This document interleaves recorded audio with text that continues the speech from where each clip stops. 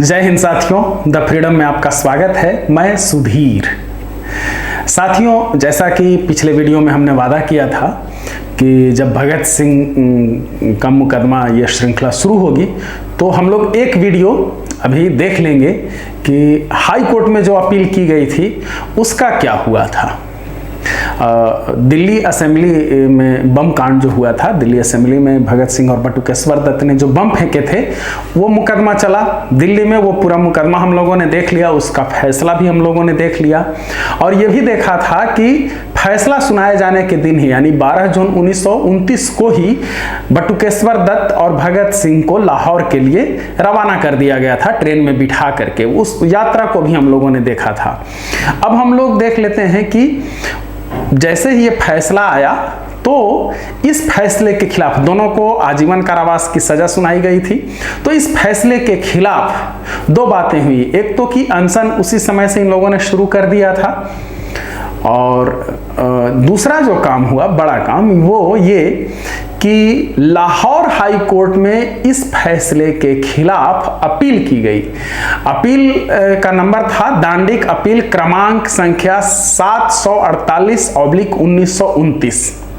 Number को याद रखिएगा, 748/1929। और इसमें भगत सिंह एवं अन्य बनाम सम्राट ये मुकदमा चला था।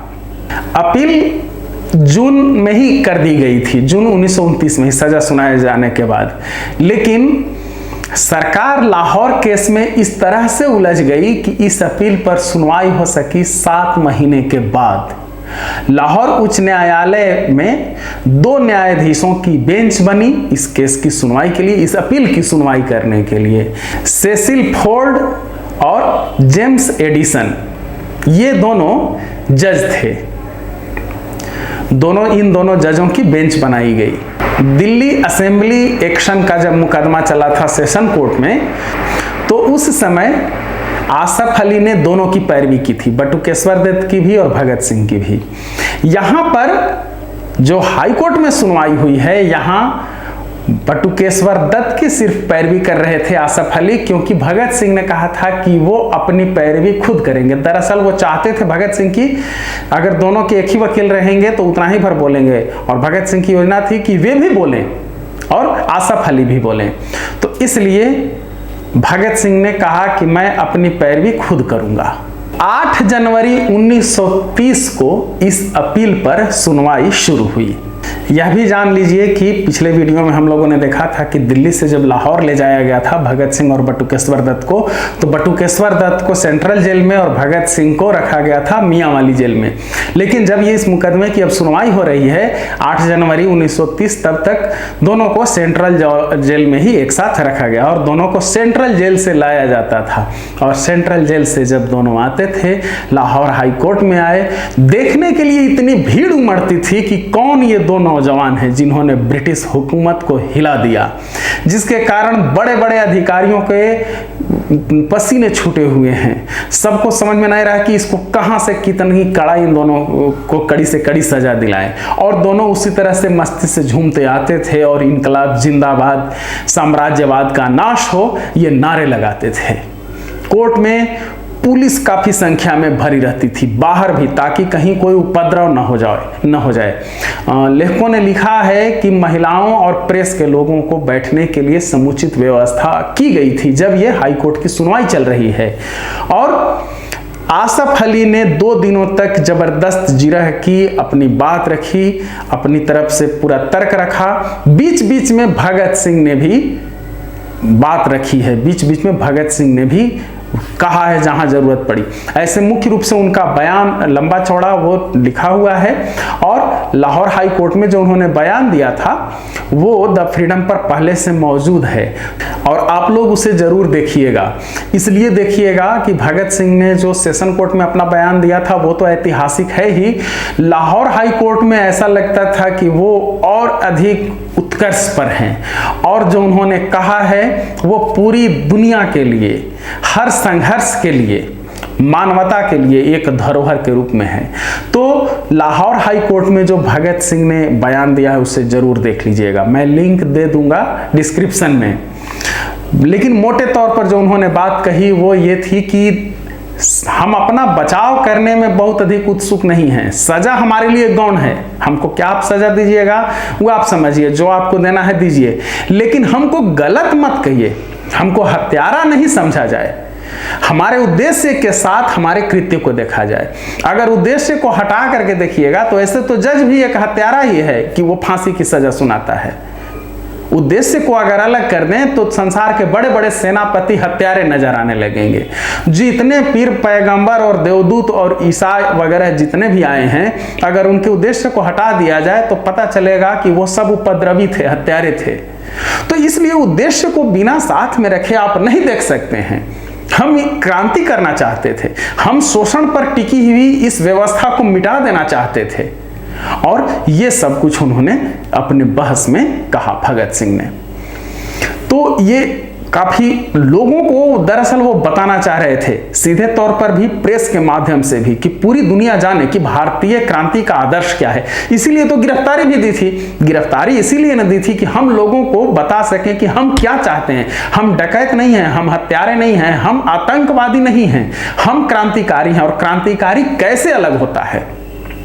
और भगत सिंह का इसलिए भी अधिक मूल्य है कि उन्होंने शायद सबसे अधिक बेहतर ढंग से इसको डिफाइन किया कि एक आतंकवादी, एक हत्यारा और एक क्रांतिकारी में क्या फर्क होता है। उन्होंने सबसे बेहतर ढंग से इसे समझाया। आप लोग भी इसे जरूर, इस बात को भी समझने के लिए भगत सिंह का वो बयान देखिएगा, ताकि आप समझ सकें कि कोई हत्यारा और कोई आतंकवादी, कोई दंगाई कैसे अलग है और कैसे क्रांतिकारी इन चीजों से अलग होता है, क्रांतिकारी कैसे विशेष होता है, क्या फर्क है। इसे डिफाइन किया, इसे परिभाषित किया भगत सिंह ने सबसे बेहतर तरीके से, सबसे जोरदार तरीके से। इसलिए भगत सिंह वैचारिक रूप से बहुत ऊपर माने जाते हैं। तो ये पूरा मुकदमा चला लाहौर हाई कोर्ट में, और सजा पहले से ही क्या इसका फैसला होना है ये पहले से ही लगभग सबको पता था। फोर्ड और एडिसन की अदालत में ये फैसला चल रहा था। फैसले पर बात की जाए उससे पहले एक जरूरी चीज छूट गई है, उसे समझ लीजिए कि बचाव पक्ष की ओर से बटुकेश्वर दत्त के लिए आसफ अली अधिवक्ता के रूप में पेश हुए थे, और सरकार की तरफ से दो वकील थे, एक अब्दुल रशीद और दूसरा सूरज नारायण। ये दो लोग सरकार की तरफ से, मतलब इस अपील के खिलाफ पैरवी कर रहे थे। 13 जनवरी 1930 को इस अपील पर फैसला दिया गया। फैसला में यह दिया गया कि अपील खारिज की जाती है, यानी सजा यथावत चलेगी, वो आजीवन उम्र कैद की सजा बनी रहेगी।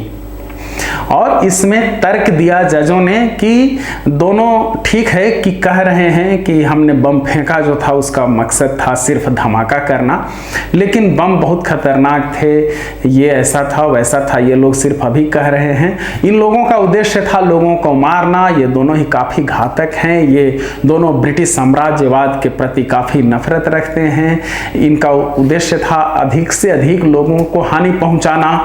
और ये सभी जानते थे, खुद आसफ अली कह रहे हैं कि दोनों बहुत पढ़े लिखे हैं, समझदार हैं, तो जब समझदार हैं तो जानते थे कि बम फटेगा तो क्या होगा। तो इससे भी पता चलता है कि ये दोनों जो हैं वो लोगों को मारना चाहते थे। ये सब तर्क दिया जजों ने, और यह भी साथ में फैसले में भी लिखा है कि भगत सिंह गंभीर प्रवृत्ति का क्रांतिकारी है, जो इस व्यवस्था को बदल देने की नीयत से काम कर रहा था। और फिर फैसले के अंत में लिखा फोर्ड ने कि मैं यह ठहरा पाने में, कह पाने में असमर्थ हूँ कि सेशन जज ने कुछ ज़्यादा सज़ा दी, बल्कि मतलब मेरा ख्याल है कि उसने सही सज़ा दी, इसलिए ये अपील खारिज की जाती है। और जस्टिस एडिसन ने उसी पर लिखा मैं सहमत हूँ। इसी के साथ अपील खारिज की जाती है। तो ये अपील खारिज कर दी गई 13 जनवरी 1930 को। एक जो खास बात इस पूरे भाषण में, पूरे वक्तव्य में भगत सिंह ने दिया था, अपने बहस के दौरान जो ये जो लाहौर हाई कोर्ट में ये बहस चली है अपील पर, उसमें एक जगह जो कोट उन्होंने किया है, कहा है, उसको जान लेना जरूरी है। भगत सिंह ने बहस में कहा था कि हमें बमों की ताकत का कोई अंदाजा न होता तो हम बम क्यों फेंकते। हम पंडित मोतीलाल नेहरू, श्री केसकर, श्री जयकर, श्री जिन्ना जैसे सम्माननीय राष्ट्रीय व्यक्तियों का जीवन किस प्रकार खतरे में डाल सकते थे। खाली जगह पर बम फेंकने में, जगह के चुनाव में हमारी हिम्मत के लिए इनाम मिलना चाहिए, परंतु हमें ठीक समझा नहीं गया। हम आपकी सेवा में सजाओं को कम कराने नहीं आए हैं, बल्कि अपनी स्थिति स्पष्ट करने आए हैं। हम तो चाहते हैं कि हमारे संबंध में अनुचित राय न दी जाए और न ही हमसे अनुचित व्यवहार किया जाए। सजा का सवाल हमारे लिए गौण है। ये भगत सिंह का वक्तव्य है।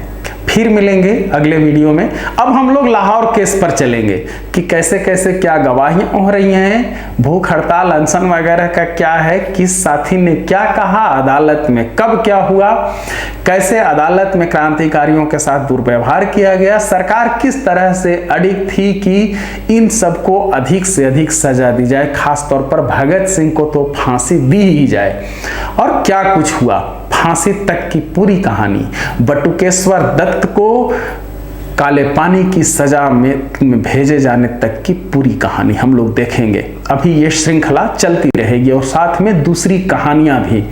बस आपसे एक आग्रह है कि आप लोग चैनल को जरूर सब्सक्राइब कीजिए। धन्यवाद। जय हिंद। इनकलाब जिंदाबाद।